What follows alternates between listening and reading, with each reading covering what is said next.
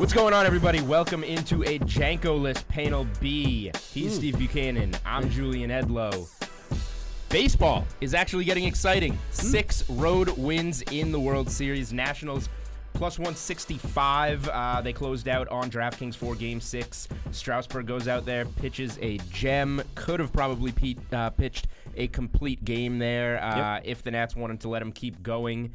And the Nats bats get to Verlander again, and of course it's home runs again, and then break that one open late, and here we are in a Game 7. Max Scherzer, after not being able to get out of bed, is now the Game 7 starter, plus 123 on the money line. Greinke going for the Astros, minus 139 on the money line. Total set at 7.5. Big Game 7 here, Bukes. What do you got? So first of all, I'm going to rate your intro. I give it a 3.7 out of 10. That's pretty low. That is pretty low. So at least you tried. Good I'm for a you. jack of all trades. Yeah, let's stick to what you're good at. So Gambling. Game 6 last night, full of controversy, full of excitement, and now here we are for Game 7. So I'll tell you what I was most excited about. It wasn't the outcome. It wasn't the pitching. It was the carrying the bat down the first base line. Let me tell you, I like Alex Bregman a lot. He's one of those guys that if I wanted somebody on my team, he'd be the guy. Carries the bat down to first base. I'm in love. Oh, be still my heart. That's the stuff I need to see. Then Juan Soto hits that monster That was a shot. bomb. Thank God there's a roof on that stadium, because that might have left. And then he carries it down. I kid you not. Guess what I did last night? Probably something dumb. Ate a three-way with mayo, barbecue sauce, and cheese. I wish. As he was rounding the bases, I was buying a Juan Soto t-shirt. Okay. I love it. I absolutely love it. Like, that's the stuff baseball needs. It does, and then they all had to apologize after the game. Can you believe this? So first of all, AJ Hinch after the game, dope. This is what he says after the game. Speaking about Alex Bregman, I'm gonna read it like he probably said it because I didn't hear it. Now we're jumping out to assumptions. So here we go. Yeah, he shouldn't have carried the ball past the bat past his first base. Soto shouldn't carry past first base either. And then Bregman, tail between his legs, comes out because the manager probably says, "Boo-hoo, don't do that, don't have fun." Bregman says, "I let my emotions get to the best of me. I'm sorry for doing that." Shut up. Shut up. Go out there, have fun. That is the stuff baseball needs. In a dying sport, it is dying. And they can't go do that. I love that stuff. Shows the emotion. You're pumped for the moment. You're in the World Series. Like, this is what you do in your bedroom when you're 5, 6, 7. After that, things get crazy. But this is the stuff you dream about. And what's he supposed to do? Nice. I'm going to go around the base paths. Whoop! Pump my fist. Yeah, I mean, I don't get the big deal about it. One of my favorite plays in recent postseason history was the Batista bat flip in Toronto. Oh, love it. It just makes it more exciting. And if I don't know, Soto or anyone else later in the game, I just run around the bases with the bat. Can you not do that? These are all the unwritten rules of baseball. There's no rules. You can run around the bases with the bat. Soto's was not coming back. There was no doubt about that one. So just keep the bat. That was an absolute monster. I loved it. But what a great game overall. And now brings us to Game 7. It was an awesome game, and I actually enjoyed the entire game. I would have let Strasburg go all the way, but at least you get 2 outs from Doolittle there, and he's still obviously good for probably whatever you need, a 4-out save tonight, if it comes down to that. So looking at the prices again, going to the Nats at plus 123. Yep. Houston minus 139. Are we going to get a 7-game road sweep in the World Series? I think so. I mean, here's the thing. With Zach Greinke, he is a ball of emotion, and not in a good way. I hate Zach Greinke. Like, they were doing the interviews like, what do you think about Game 7? This is a big game. He's like, yeah, it's a big one. Like, I don't like him. I don't like his face. no. There's nothing to like about Zach Greinke. And here's the other thing: is this is somebody who didn't want to pitch in a big market because he gets ages. He's kind of soft. And so I'm not going to hold that against him. Like, it is what it is. Okay, in a world where mental health is a big thing, you don't look like a good guy right now. But Greinke is not built for these moments. Like, this is an implosion waiting to happen, in my opinion. So you're getting Max Scherzer at plus 123. I don't see how you pass that. An angry Max Scherzer, somebody who was held out in Game 5, maybe pitched last night, he was warming up, and now you get him in Game 7. How do you go against that? You can't. It is an awesome series script for the Nationals, and it's an awesome storyline for just baseball. And it's a great price on Scherzer. My only question is he actually healthy? I think, and none of us know the answer to that. So we can speculate. He got the cortisone shot. Mm-hmm. He feels good. For me, I know he's going to go out there no matter what. But I also feel like if the Nationals felt like he was not ready to go, he would not be out there because he was held out in Game 5. Right. At the time, you couldn't get a bigger spot for him in that moment. No, it took guts to scratch him to begin with. So, but the other thing is too is like, especially with Game 7s, even if he falters early, he's out. You will have Corbin, you will have whoever come out of that bullpen. We've seen it in other World Series. We've seen when the Red Sox beat the Dodgers. We saw Chris Sale come out of the bullpen. We've seen David Price come out of the bullpen. They will do something like that tonight if they need to. And both sides will do that with Greinke if he falters early. But I think he's raring to go. He's ready to go. We've seen this guy pitch with a broken face and throw an absolute gem. We have seen him pitch with a broken face. Some pinch nerve is not going to stop him in this spot. So, unbelievable value at 123, I think, getting on the Nationals. We spoke about it on Monday. If you like the Nationals to win that game, hopefully you took the series line because we talked about this. We've actually been, for this entire panel B, pretty sharp on this World Series. Yeah, not bad. On the plus money on Scherzer and Strasburg in games 1 and 2. On potentially taking the Astros at plus money, plus 225-ish on the series, leading into Game 3, and then taking Strasburg at that same plus 160, 165 price last night. And if you're doing that, might as well, what was it, plus 650? Ridiculous. On them. So now you have, if you went along with that, now you have Washington plus 650 tonight. You can either let that ride and make bank on that, or hedge it some with a very affordable Houston money line, so you're in a really good spot. No, I agree. So hopefully you've been following along with our baseball analysis. We're hopefully a baseball podcast. Lots of money. And now we're going to switch to another sport. We're going to talk about football. We have a odd slate, like from a DFS purpose. Mm-hmm. You look at the slate and you go, where is everybody? So many big names off of this slate. Like you're going through some of the options, and Christian McCaffrey is priced at $10K. Dalvin Cook. So when I wrote the first look for this week's slate, I went, oh my God, McCaffrey's $10,000. Right. Who's the pivot off him? It's Dalvin Cook, who's $9,500. Right. And then it was like, all right, hold on, let me flip to receiver and see where I can save. Yikes. And it's like there is no Julio, there is no Michael Thomas, there is no DeAndre Hopkins because of the London game. Yep. And you see the most expensive receiver as a $7,800 Adam Thielen, who didn't even play last week with a hamstring injury. And the third most expensive receiver is his teammate Stephon Diggs. Yep. The second most expensive receiver is Kenny Golladay, who I think is in a really good spot against the Raiders, but he's up like almost $2,000 or more over the last couple of weeks. $1,600. Like, I feel like we're just getting slammed with salary at every position. Guys that are going up $1,000, $1,500, and it's like, where are we going to save? So I do like slates like this because it really makes you kind of think. Like on so many slates, I feel like I don't like thinking. Well, we know. There's so many chalk plays that you know people are going to go to, but we don't have that for week 9. I feel like this is one of those where ownership's going to be extremely spread out, which can be a good thing or a bad thing. But I like these kind of slates because if the obvious plays hit and you're pivoting off of them, you're Dunsky. There's not much you can do to recuperate. But for something like this, like a quarterback, Russell Wilson's the highest priced guy at $7,100. Mahomes, maybe, if he plays. Then Doubtfully. Aaron Rodgers, Matt Stafford. Like, that's going to be spread out immensely in terms of ownership. So I like slates like this a lot.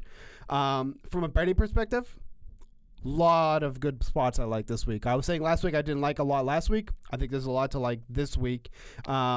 I agree. There's so many spots that I like that I almost didn't put together a heavy favorites money line parlay. Just go with some spreads, but What? You coward. You've been saying this for weeks. Well, I Big knew money that's line parlay. well. There's not that many heavy favorites, but I said So what? But I said almost. So put So 6 I of them am. and get together. Maybe you can get it at 109. They're not. There's not even enough to do that. But of course, I'm still promoting the brand, and I'm going to be making a parlay. So off the jump, anything doesn't have to be your pick. Off the jump, was there anything that kind of caught your eye when the line? Well, the first thing that I wanted to see was what the New England-Baltimore line would be, because it's practically the Patriots. Everybody's saying the Patriots had an 8-game preseason. Now they play their season opener Sunday night in Baltimore, and it's New England minus 3.5, minus 105 there too. So the juice is moving there. Sharp money's coming in on Baltimore, and that could move to minus 3. That the total's 45.5. New England minus 190 on the money line. Baltimore plus 155. If all the sharp money's coming in on Baltimore, I get what that says, but this is a pretty small number for New England. Yeah. Lamar Jackson has to scare you as a dual threat, but Well, there's New one England thing there. that if there's a hole in the Patriots defense right now, it's the run. Because we Right, just saw and you Nick can get Chubb, gashed there by Jackson. right, and we just saw Nick Chubb go for over 120 yards on the ground, which didn't feel like it at all. But he Because he did when all fumbled was on said and back-to-back done. carries, but Right. yeah. Right. But if there's a weakness that the Ravens of all teams can take advantage of, that would be the one. Because how do you even practice against someone like Jackson? Like, he's such a... You don't. Belichick will Right. make some guy that we've probably never heard of on the practice squad. Cody Kessler. Play Lamar. Oh, is that who's... They signed him, I think it was Sunday or Monday. All right, well, that's probably not a good guy to be Lamar Jackson. No. But you just got to run around like a madman all week in practice and Yeah. try and lay out a game plan there, I guess. So the first one that jumped out to me was Redskins plus 9.5. I just feel like it's too much for the Bills. Two teams that really aren't that strong at scoring. I get the Redskins defense isn't great, but we're giving almost 10 points against a team that's averaging just under 20 over the last 3 games. Yeah. It just feels like a lot. And in your defense, road underdogs are cashing against the spread 65% of the time this season. Mm-hmm. So I'm sure that's why you chose it as well. Oh, yeah. See, I was thinking. That's probably going to be a stay away spot for me. That's fair. Buffalo minus 455 on the money line was considered in the heavy favorites money line parlay, but it won't be there. That's a tease. I mean, a couple of spots stood out to me, and they were actually Janko's best bets. So we're doing a lot of teasing on best bets. So maybe All right, we should just so jump into it. We'll do the best bets. I have Alex's, who is not with us today. We miss you. Not really. Well, first of all, let's set this up. Oh, well, the guy who hasn't been defeated yet. Let me just go first so everyone knows what to put their money on. Look at my watch. I'm split on Janko right now. He's 12-0. Yeah. I should probably go back and check his picks because he just starts off the segment every week and just says he's 2-0. So maybe we should check it. But if he is indeed 12-0, I'm torn between either number 1, taking him to Vegas with me. Whoa. Or 2, I know how gambling works. when you go 12-0, something really bad is about to happen. He's probably about to go 0-24 on his next picks. Yeah. So that's called a little thing called regression. Mm-hmm. It's real, and it's going to happen. So he has Browns minus. With that said, I love both of Janko's picks this week, which probably means they're going to lose. So Browns minus 3. Mm-hmm. You like that one? So I mean, let's set that one up. Cleveland is traveling to Denver there. Yep. No Joe Flacco, a terrible Broncos team, overrated defense, offense can't move the ball. And now Brandon Allen is going to be the quarterback for Denver, who has never taken a snap for Denver. He played for the preseason for the Los Angeles Rams and threw 3 interceptions and no touchdowns. This guy stinks. And now he's going to come in here and quarterback against what looks to be a really improved Cleveland Browns defense because they're getting all their pieces in the secondary back. Yep. And they played solid against the Patriots. Yep. They just had 3 turnovers all in a row in the first quarter, and now you're working out of a huge hole against the best team in the NFL. That made him look a lot worse than it was. So I think this Browns defense is going to have a pretty easy time with Brandon Allen and an offense that traded away Emmanuel Sanders. Yep. And I mean, the Broncos defense has underperformed. I don't trust Baker Mayfield, but I think he's what is he going to need? 17 points in this game? Not Probably. even like Yeah. Denver's probably going to score like 10 points. Most likely. I mean, they couldn't even score when Joe Flacco's under center. Now they're going to bring this bum in and expect things to happen. Oh, and by the way, no more Emmanuel Sanders. Don't forget that either. Yeah, I said Cortland that, Sutton, but it's okay. I don't Deshaun listen when you Hamilton. talk either. Okay. Yeah, so I mean, this is one of Janko's best bets. I can guarantee you this will be one of my plays come Sunday. And his other one was go ahead. Colts. I'm guessing this was the money line that he was talking about. It's So at I think minus they one. jumped to -1. This Indy at Pittsburgh was floating around to pick 'em. It must have moved to -0.5 a point when Janko got it, but it's Indy's -1 point at -110 right now, or -118 on the money line. It looked like he tried to take the spread, but at half a point maybe he wants the money line. In my mind, when you can buy a point for 8 cents worth of juice and just make it a pick 'em, Right. you're just going to take this at -118 Yeah. and take Indy as the outright winner at Pittsburgh. And I like this one a lot too. Don't we all agree that the Colts are a much better team than the Steelers? The Steelers are, 27 points in a row on Monday Night Football against the Dolphins. Now they're on a short week playing a good Colts team. Yep. I think this one's a little bit more debatable than Cleveland. I think Cleveland's like a home run spot. But the Colts are a really good team, and I like them in this spot. James Conner is hurt. We don't know exactly what shape he's going to be in if he is able to go on Sunday. Yep. That's fine. Because You got actually, a feel on that one? You like Pittsburgh? I was actually going to take Pittsburgh at +1. As a best bet? Yep. Lock it in. This is our first head-to-head, right? Yes, it is. I like it. So not only am I We going need after more of the these. not only am I going after the King and Alex, his Good. little undefeated streak. I'd love to be the one to take him down and hand him his Sure. first loss. Sure. So you mentioned how the Steelers are a little banged up, short week, but also on the other side, defensively, they've been pretty damn good. And I think that's one part of the game that has really been talked about. T.Y. Hilton should see some shadow cover. Wow. T.Y. Hilton should see some shadow coverage. Got it. So there's that. Don't like that. And they've been a tough team to run against. So I think that also can come into play with Marlon Mack and whatnot. So getting them at +1 basically to win this game, I kind of like it. I think I'll take the Steelers there. The other one I was going to take is Seahawks -6. Jameis Winston. What? Sharp. I kind of agree, but I'm a square, and sharp money is pounding Tampa this week. How? At why? plus 6.5 and moved it to 6. Winston They doesn't like him know. in that spot. I think Seattle's going to win. I agree. I'm not a Jameis Winston guy. He doesn't know I who's might, on his team. I might wind up on it. I'm just telling you that it's. This is one that maybe if you like Seattle, you bet that on Sunday, because for some reason sharp money really likes Tampa here, and maybe it comes down to 5.5, 5, because it opened at 6.5 and has already gotten bet down to 6. So, Well, I'm going to take one for the team, and I'm going to take it at -6. I like it. I like it. Like, that's the thing. Winston doesn't know who's on his team. He throws so many interceptions. 7 the past 2 games. How's that even possible? It's amazing. know. And this is a guy who has Mike Evans, Chris Godwin, some other guys. Like, how can O.J. Howard? He gets it to them too. They put up numbers. Yeah, He just they do. turns it over too much, and that's probably why he gets it to him so much, because he turns it over so much. Now it's like, oh man, now we really got to catch up. All right, so Seahawks -6 and Steelers +1. Okay, Those are mine. there were.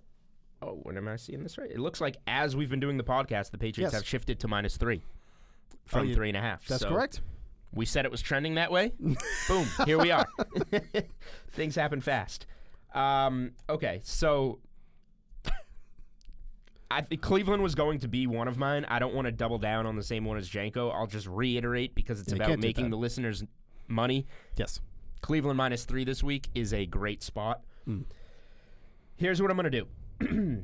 I also really like Green Bay -3.5 at the Chargers, so I'm making that a play. Okay. The Packers are rolling right now. They got that 7-point victory at Arrowhead. Tough place to play, even Sure. with Matt Moore over Patrick Mahomes. Now they're going to go play this team in Los Angeles where, remember the Steelers game earlier this year where they were literally playing the Steelers like fight song? Yes. And yes, they yes, meant yes. to like do whatever that's called when you like phase it out. I don't know what any of this stuff is called, but Jargon. Steelers fans were so loud that they just kept going with it. Yes. It was a home game. Every game. It's going to be the same thing but it's always like mixed, but when it's a historic team like that, the fan bases travel, and Packers fans are going to travel for this one. So this is going to be like a home game for the Packers, who are playing much better than the Chargers. And so we look at the Chargers at home since 2014. This goes back to San Diego days. 14, 28, and 1 against the spread at home.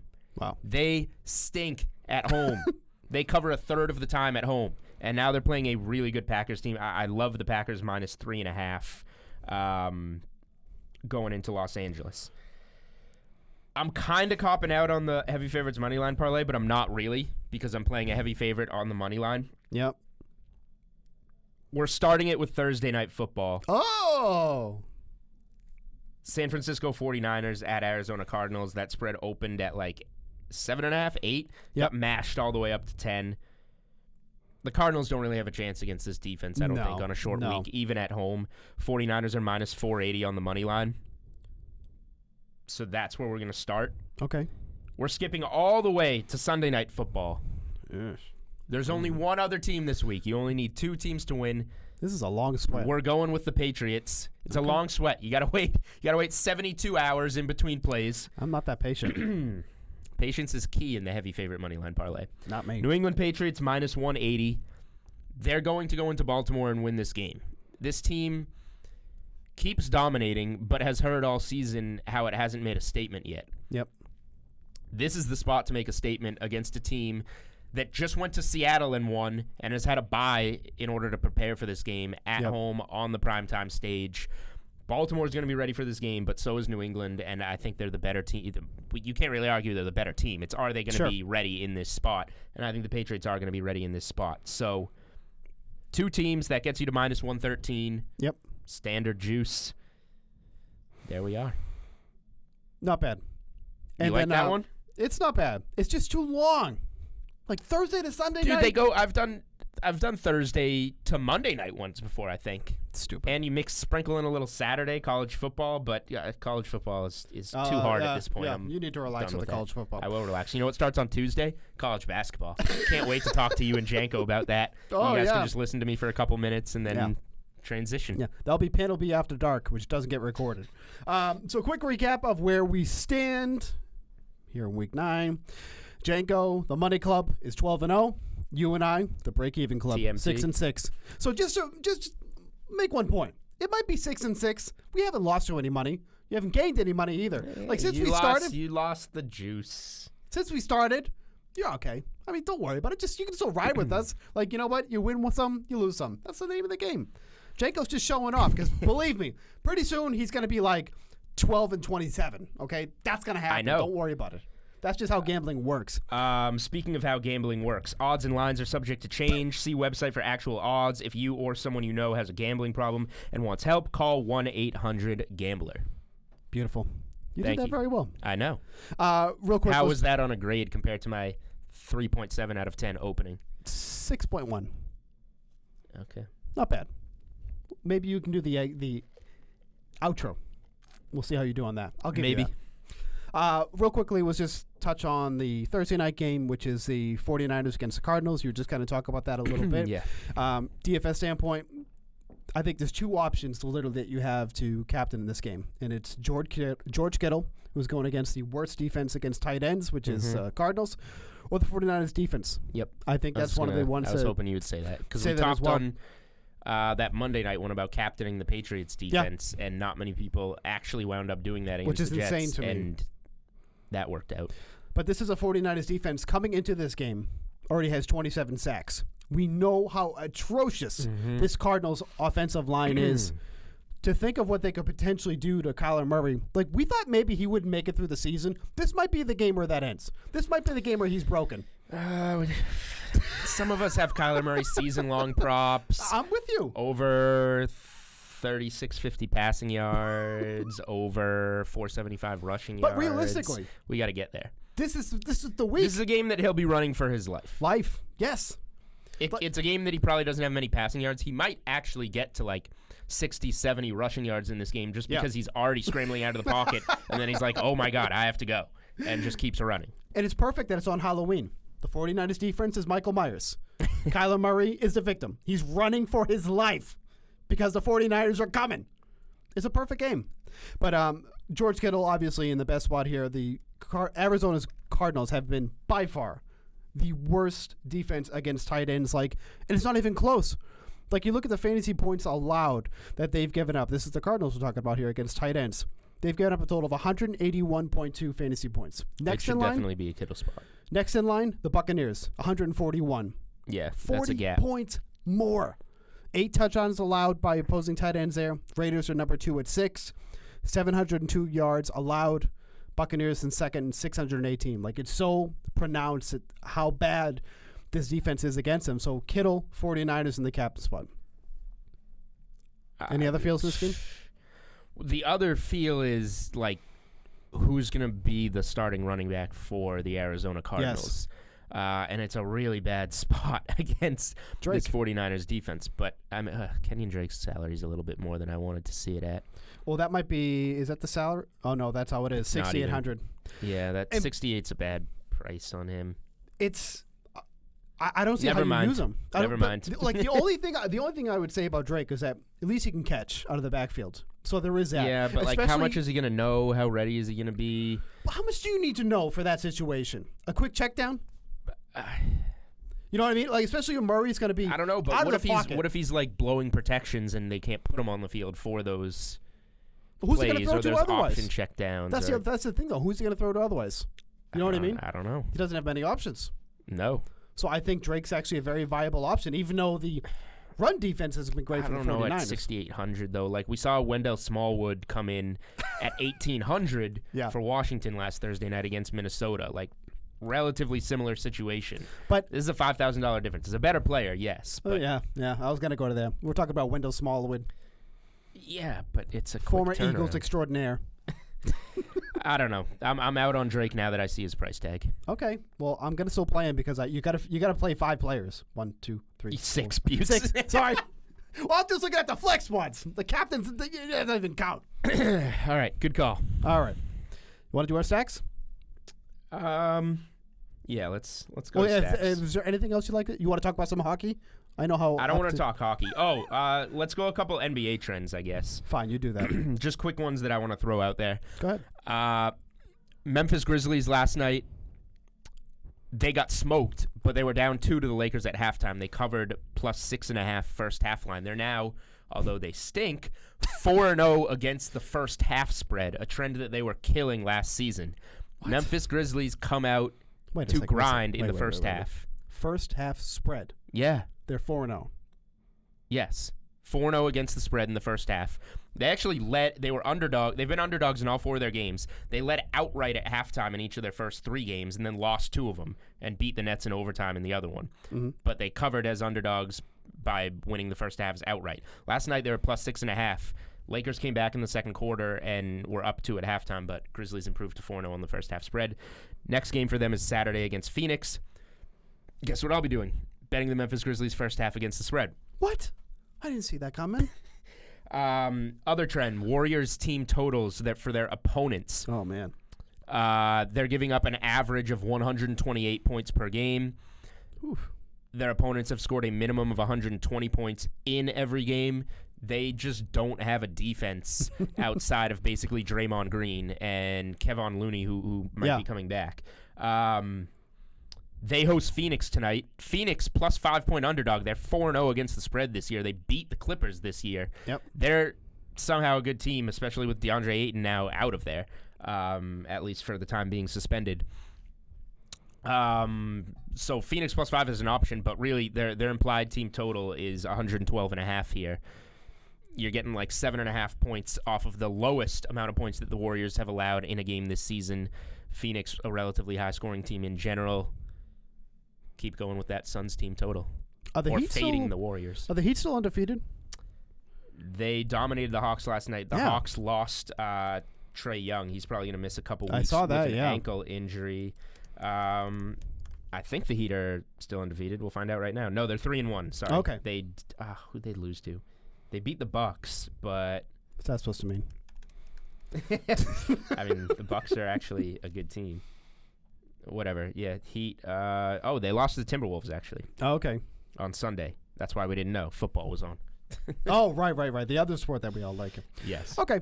Those are the two NBA tidbits. All right. So for this week's stacks, I mean, 'tis the season. Tomorrow is Halloween, so we thought we'd do a little Halloween theme here. And I like this category, Halloween stack, all-time Halloween stack. Yeah. So Janko said, there are so many considerations here too. It was hard to whittle down. Well, I'm sorry this made you think. That was the point. Like I told you, I don't like thinking. We wanted you to think about because you have to make a big decision here. So we'll start with Janko. We'll go with you. Okay. Then we'll go to mine. So Janko is okay. So first category is candy. Mm-hmm. Janko is an advertiser's dream because his was Reese's Pumpkins. What the hell's the difference? Like, the Reese's candy is the Reese's candy. Shape it into a... He's that guy who goes and will pay like the extra 50 cents, 75 cents for a bag of pumpkins when all it is just a different shape. Like, I can only imagine when he was a kid, he probably had to make like every Christmas cookie and use every cutter because it was all different shapes. But at the end of the day, it's still a cookie. What's the difference? No difference. Janko crushes your stacks, so now he's not here, and now you can just lay in on every single one. So I'm just going to let you keep going. He's not here to defend himself. He's not. I don't care. All right. So hold on. Let's go through all the. It's candy, costumes, movie, and flex. Good. Got that. So keep going with Janko's. So his costume. Dork. Nerd alert. Yeah. Darth Vader. What a dork. Like, so I'm imagining he saw Star Wars when he was a young lad. You know, as we all did. The mask came off, and he was like, his face, it's all yucky. I have to be him for Halloween. I have no idea if that's the reason why. It's probably not. That's just jumping to conclusions. I don't really have a take on Darth Vader. What I will say is one of the reasons I do like it is, as you'll see in my stack, I'm a big fan of, like, whole body suits with a full mask. Like, you can't see anything. You're like a stormtrooper or just anything where your full body and face is covered and nobody knows who the hell you are. Right. I'm a huge fan of. So I was actually surprised. I figured he'd be a watch salesman because he has so many. And he'd be like, oh, trick or treat, I got all these watches you can have. I just picture Janko walking up to somebody's door, ringing the doorbell, and then just opening an array of watches, price tags on them. Watch salesman, all right. Yeah. Movie, Shaun of the Dead. Fine. That's cool. I can roll with that. There's nothing wrong with that. Flex. I don't know where the hell he lives. Neighborhood dad who hands out beers to parents taking their kids trick-or-treating. Well, first and foremost, I need to know where he lives because I want to go to that neighborhood. That has never happened in my life. Like, maybe I'll get like a, oh, you can have one too, Dad. They drop like a Twizzler in there, black one. I don't want that. Strawberry and cherry is fine. Fan? No, I am, but not black one. The strawberry's fine, cherry's fine. I don't want black licorice. Oh, right. I kind of think of licorice as the... Yeah, the old man black ones. Yeah. No, we don't like that. No. But I've never gotten a beer. Have you ever gotten? Well, you don't have kids, so you haven't had that yet. But when I go to take my kids, I don't get any of that. They're always like, oh, kids look great. And shut up. You say it to everybody. You're just trying to make me feel better. Because I'm out in the pouring rain, and, I got a kid who wants to go home. It is going to be a messy Halloween here in yes, here in the Boston area. Like that downpours. Stinks. So yeah. I'm kind of hoping that they reschedule. That would be great. Because some towns have done that. They've actually rescheduled already. Yeah. All right, so there's Janko's stack, 5.2. Like, what qualifies do you think is a Halloween movie? Because a horror movie. Pretty much a horror movie. Right. Horror movie. Can't talk. I didn't know if it had to be about Halloween. If you say Hocus Pocus. I'm not. Okay, good. Go ahead. All right. Well, either way, we have to start with candy. Fine. I like a lot of different candies, so I went a different route here, and for the first time, I'm just fully fading something. Do you know what it is? I don't know. Okay, so let's say I'm like a cash player. I usually make one lineup. Let's say it's a huge GPP night, and I'm making 150 lineups. Okay. I'm going to have all different types of candy.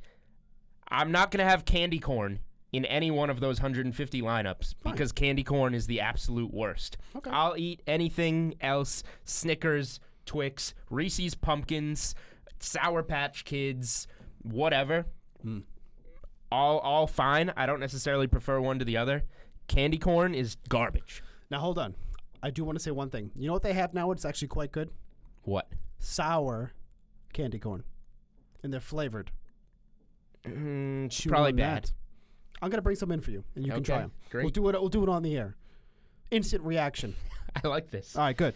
All right, costume. I said that I'm a Luke huge Skywalker? fan of yeah, I'll slay Alex. Princess Leia. Damn it. Well, first of all, in college, I was a huge fan of just buying the like ages 5 to 7 costume because it's like $10 cheaper at Walmart and just jamming into like a ages 7 Batman costume. That was a lot of fun. But I said that I'm a huge fan of the full body suit, and I like the gorilla costume. There are different color furs. I prefer the purple because I think it's really funny. And then you are in a full body suit with a mask on, and nobody knows who you are, and you can scare people and say whatever you want, and it's a great time. I always dreamed of having this costume in college. Thought it would be a lot of fun. It was always like $150, so I would spend $14.99 on the ages 4 to 6 Batman costume instead. Got to save the money. But yeah, gorilla costume, preferably purple for favorite Halloween costume. So movie, I was like conflicted on this. Okay. And I'm more of like a comedy person. Yeah, because you're so funny. Right. Everybody knows that. So I went with Scary Movie. Okay. Oh, okay. The I actual Scary Movie. Okay. Like, yeah, Scary Movie. Like, Okay. I like Scream. I'm Sure. a Scream fan. I think Scream is pretty good. Yes. But I think Scary Movie is hilarious. So Okay. Scary fine. Movie, the whole series really, but probably number 1 if you're picking one. Is where I'm going underrated. there. 3 is underrated. 3 is better than 2. But one takes the cake. Yeah. Flex. It's called trick or treating. We've gone over the treats and candy. Tricks. Halloween pranks. Scaring people. It doesn't happen enough anymore. That is my flex. I like scaring the crap out of people. I was going to use another word, and then Passetti was going to use the new swear buzzer that we've established. Update. They didn't even use it from me last week on Monday. You just were allowed to say it? No. It was just silence again. Oh. Talk about that. Anyways. Okay. That throw you for a loop? No, I'm just deciding if I'm going to swear or not, but I'm not. Complicate things, make the guys do more work. We don't need to do that. We're a man down today in Janko. Right. Yeah, so like just anything like scaring in the bushes and scaring people, doing like egg or toilet paper, not other houses, but like with your friends or whatever. Yeah, everybody, there are too many treats now. Where are the tricks? So for the record, Julian and his buddies used to hang in the bushes and scare people. Just think of that, Julian in the bushes. Well, like people I knew. I was like, like if I saw them coming down the street, I would just be like, oh, I keep almost saying, I'm going to scare the crap out of this person. And Here comes Josh. Let's get in the bushes. Pretty much. All right, you know what I'm going to do? I'm going to start scaring you. Good. Until it annoys you so much that You scare me stop. with some of your takes on a week-to-week basis. Okay. Those are scary, but I'm talking real scary. All right. Here comes the best sack of them all. Candy, bar none. Twix. Here in the office, we used to have some in the fridge. They stopped doing it. You know why there's some in the fridge now? Because I keep putting them in there. Okay. So if you work at the DK office and there's Twix in the fridge, you know who to thank. That was a high five for everybody who's not listening. For everybody who is listening and not watching. Yes, that's correct. So costume. Hopefully the people listening are listening. Costume. So we have a costume that I'll talk about, and then we have a costume we can talk about why I'm not wearing one for this segment. Costume. I went as Sting, the wrestler, many years ago. But this wasn't like the colorful Sting. This was the black and white Sting. Okay. So white face, black, and everybody thought I was the Crow.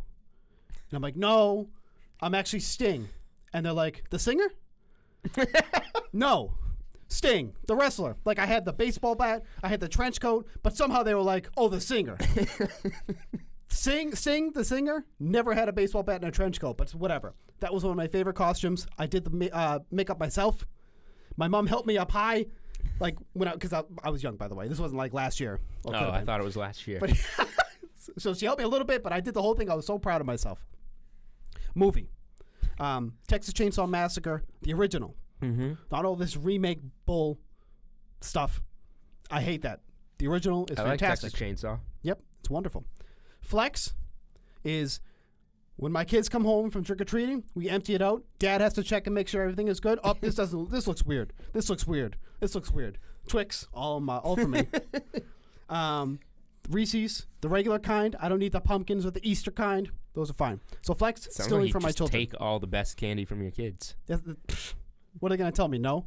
Oh, good. You're grounded. Get your room. Then I take more. Yikes. Rough life in the Bukes household. Yep, you got to put your foot down somewhere. So real quick, I had ordered a costume to wear, specifically on this podcast, and then I was going to wear it on Halloween. Mm-hmm. It was Macho Man Randy Savage. Okay? Sticking with the wrestler theme. I'm a big wrestling fan from back in the day. Had the cowboy hat, the sunglasses. Like when I put my arms out, I had all like the dangly things on the side. It was great. So I got it, like a week in advance. They sent me a kid's medium. So that's like my college Halloween costumes. Right. That's pretty much what I would get. So I thought about it. Maybe savings. I'll just wear it anyways. It'll be like really small. Ha ha ha. Steve's fat. Can't fit in it. So I'm like, no, I'm not going to do that because it was like $70. So I called them. They're like, oh, we'll send you one right away. You send the other one back. They sent me a kid's extra small the next time I read. I'm like, how is this even possible? How is this possible? Yikes. So I don't even have anything. I don't even know what I'm going to do tomorrow because I got to take the kids out in the pouring rain. Maybe I'll just wear a raincoat. I'll just be like a, watchman, all my watch salesman. You could be the guy that they kill in Scream, that they hit with the car. He's always wearing a raincoat, the hood up. I think that's a different movie. I think that's... I know what you did last summer. Yes. Oops. Big Scream here, fan, everybody. Yeah, I corrected myself. Okay. I think we're done here. Do you think we're done? Yeah. All right, do your outro. This is your final chance. Thanks for listening to Panel B, guys. See you guys next week. You're not going to say who we are? Steve, Julian. No See you next week.